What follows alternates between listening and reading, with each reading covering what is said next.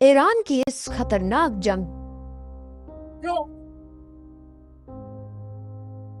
Death to America. Iran का सबसे बड़ा वेपन पता है क्या?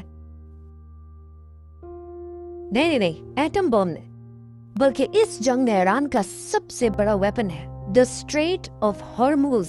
Strait of Hormuz actively shut down by the conflict. As well as escort tankers through the strait if needed. All navigating through the Strait of Hormuz is forbidden. ये है दुनिया में ईरान की लोकेशन, और Iran के बिल्कुल पास समंदर का एक छोटा सा रास्ता है।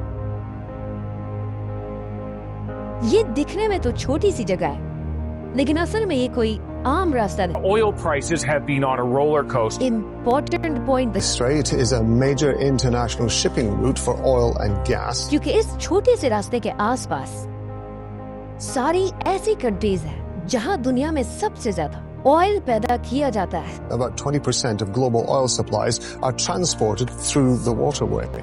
जैसे कि Kuwait, The country with the fifth largest oil reserves in the world. Iraq, Bahrain, Qatar, UAE और even Saudi Arabia. Aramco, it is the largest energy company in the world. और इसी तेल की वजह से आज ये सारी कंट्रीज दुनिया की सबसे अमीर कंट्रीज में से हैं।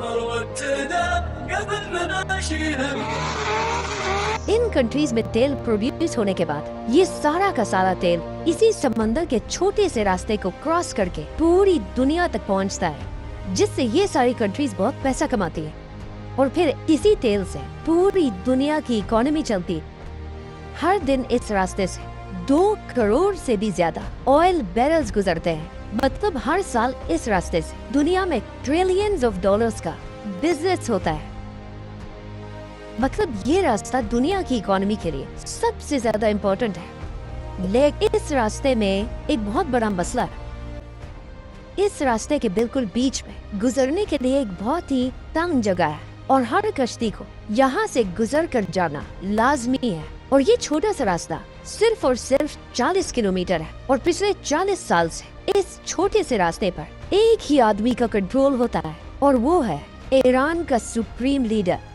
यही वो रास्ता है जहाँ से आपकी गाड़ी या मोटरसाइकिल तक पेट्रोल पहुँचता है, और इसी रास्ते की वजह से बसेस, ट्रेन और इवन जहाज भी चल। और इस बात का हमेशा से ईरान को अच्छी तरह पता है। ईरान बार बार अमेरिका को धमकियां दे रहा है। Iran has now issued a new warning to the United States. तुमने हम पर हमला किया तो हम ये रास्ता बंद कर दे, No ship is allowed to pass the Strait of Hormuz. जिससे पूरी दुनिया की इकोनॉमी को एक बहुत बड़ा धचका लगेगा।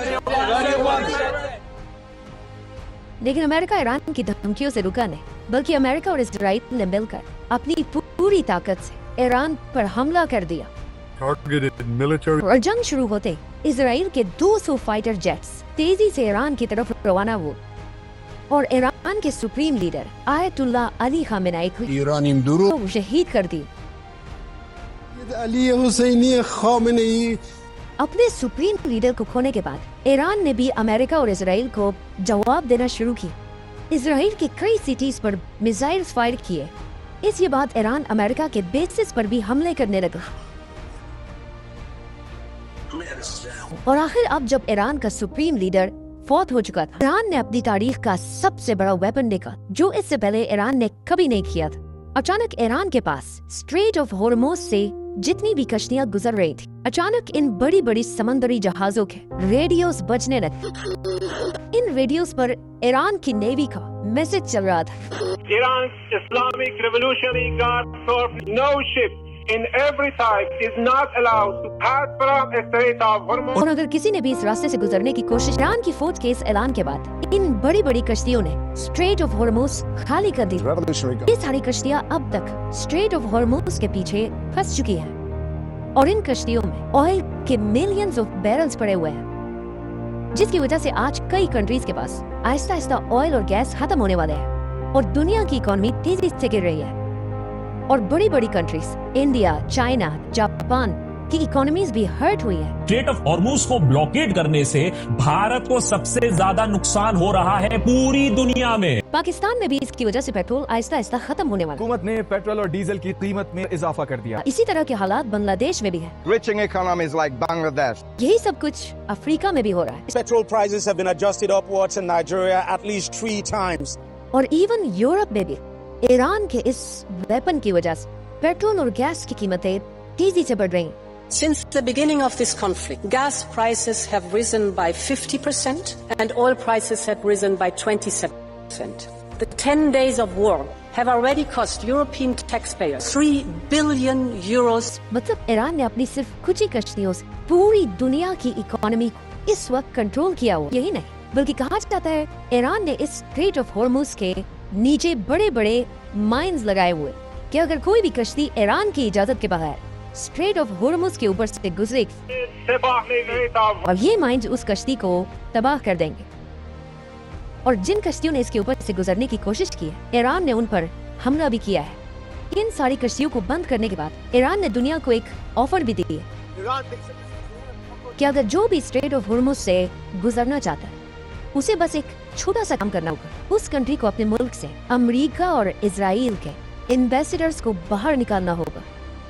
लेकिन आज ये कोई पहली बार नहीं है कि किसी मुसलमान लीडर ने ऑयल को एक वेपन की तरह यूज किया, क्योंकि आज से 50 साल पहले एक और मुसलमान लीडर भी ऐसा था जिसने तेल के वेपन को यूज करके पूरी दुनिया की इकोनॉमी को हिला कर रख दिया। और वो मुसलमान लीडर था सऊदी अरब का बादशाह शाह फैसल। आज से 50 साल पहले जब अमेरिका और इजराइल मिलकर मुसलमानों के खिलाफ लड़ रहे थे, शाह फैसल ने बिल्कुल आज की तरह ऑयल को बंद करके पूरी दुनिया के लीडर्स को अपने सामने सर झुकाने पर मजबूर किया था। और शाह फैसल के 50 साल बाद आज उसी तरह ईरान के सुप्रीम लीडर ने भी स्ट्रेट ऑफ हॉर्मुज बंद करके पूरी दुनिया की इकोनॉमी को हिला कर रख दिया। Price of gas is up to $3.29 a gallon. Continues to impact energy prices globally. ज्यादा खुश होने के बजाय आज हमें दुनिया के हालात को थोड़ा गौर से देखना होगा। स्ट्रेट ऑफ हॉर्मुज बंद होने की वजह से दुनिया की इकोनॉमी तो गिर रही, ठीक है, लेकिन यहाँ से आगे इसके सिर्फ 2 ही बड़े आउटकम्स हो सकते हैं। पहला आउटकम तो ये है कि ईरान इसी तरह आने वाले कई अरसे स्ट्रेट ऑफ हॉर्मुज इसी तरह बंद रखे। बड़े बड़े कंट्रीज मिलकर अमेरिका के प्रेसिडेंट डोनाल्ड ट्रंप पर इतना प्रेशर डाले कि वो मजबूर होकर ये जंग खत्म कर दे। लेकिन दूसरा आउटकम थोड़ा खतरनाक है। इस जंग से पहले ईरान अमेरिका को धमकी चुका था कि अगर अमेरिका ने उस पर हमला किया तो ईरान ये स्ट्रेट ऑफ हॉर्मुज बंद कर देगा। लेकिन ये जानते हुए भी अमेरिका ने ईरान पर हमला कर दी। Our military is doing phenomenal. कुछ लोग आज ये भी कह रहे हैं कि अमेरिका चाहता यही है कि ईरान ये स्ट्रेट ऑफ हॉर्मुज बंद करे, क्योंकि आज से 50 साल पहले जब ईरान पर उसके पहले सुप्रीम लीडर आयतुल्लाह खुमैनी की हुकूमत उस जमाने में भी बिल्कुल आज की तरह अमेरिका ईरान के सुप्रीम लीडर को पसंद नहीं करता था। इसीलिए अमेरिका ने एक और मुसलमान लीडर को सपोर्ट किया कि वो ईरान के खुमैनी पर हमला करे। सदाम हुसैन और खुमैनी की जंग शुरू। पहले तो ऐसे लग रहा था कि सद्दाम हुसैन अमेरिका की मदद से खुमैनी को आसानी से हरा देगा, लेकिन जैसे जैसे ये जंग गर्म होती सद्दाम हुसैन के हालात खराब होने लगे और सद्दाम हुसैन को समझ आ गया कि अब वो ये जंग नहीं जीत सकते। इसीलिए सद्दाम हुसैन अमेरिका से मदद मांगने लगा और अमेरिका से कहने लगा कि अब वो खुद इस जंग में आकर सद्दाम हुसैन की मदद करे और अपनी पूरी ताकत से ईरान पर हमला कर दे।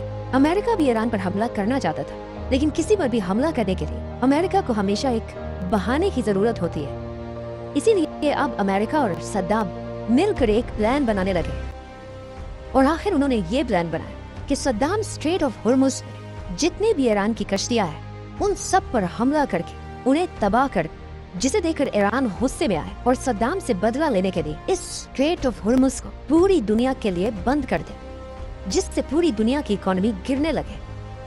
और अमेरिका इस स्ट्रेट ऑफ हॉर्मुज का बहाना बनाकर ईरान पर हमला कर, जिसके बाद सद्दाम ने ऐसा ही किया, ईरान की सारी कश्तियां उड़ा दी। लेकिन उस जमाने में ईरान के सुप्रीम लीडर खुमैनी बिल्कुल भी गुस्से में नहीं आया और उसने स्ट्रेट ऑफ हॉर्मुज बंद नहीं किया। खुमैनी की इस जबरदस्त स्ट्रेटेजी से अमेरिका ईरान पर हमला नहीं कर सका लेकिन अमेरिका तो अमेरिका है। 2 साल बाद अमेरिका ने एक नया बहाना बना और इस नए बहाने से ईरान पर दोबारा हमला कर दिया। इसी तरह अगर आज के हालात को देखा जाए तो हो सकता है अमेरिका एक बार फिर यही चाहता है कि ईरान स्ट्रेट ऑफ हुर्मुज़ बंद करे, जिससे पूरी दुनिया की इकोनॉमी गिरने लगे। और अब तक वो ईरान जिसे पूरी दुनिया इस जंग में एक हीरो समझती, आहिस्ता आहिस्ता पूरी दुनिया की इकोनॉमी खराब होते देखकर दुनिया के लोग और कंट्रीज ईरान के खिलाफ होने लगे। The Strait of Hormuz off Iran, where new attack is allowed to pass the Strait of Hormuz. और फिर डोनाल्ड ट्रंप एक सुपरमैन की तरह अपनी पूरी ताकत से ईरान पर हमला कर और दुनिया की इकोनॉमी को बचा और दुनिया उसे एक हीरो मान रही। They're hitting him very hard. और ये तो ट्रंप ने खुद भी कहा है कि अगर ईरान ने स्ट्रेट ऑफ होर्मुज़ नहीं खोला, It's not going to be needed, but if it's needed, we'll escort them right through. तो मैं ईरान पर बहुत बड़ा हमला करूंगा Them at a level that they have not seen before. और फिर स्ट्रेट ऑफ होर्मुज़ खोलकर ये मेरी तरफ से पूरी दुनिया के लिए एक गिफ्ट होगा। और अब तो ईरान के सुप्रीम लीडर ने भी message from the newly appointed supreme leader Mojtaba Khamenei अपनी पहली स्पीच में ऐलान कर दिया कि ये जंग तब तक नहीं रुकेगी जब तक हम आयतुल्लाह अली खामेनेई और उन सारे बच्चियों की शहादत का बदला that Iran would avenge the blood of its martyrs, जिन्हें अमेरिका और इजराइल ने शहीद किया है। और ये स्ट्रेट ऑफ होर्मुज़ इसी तरह आगे भी बंद रहेगी। ईरान कभी सरेंडर नहीं करेगी।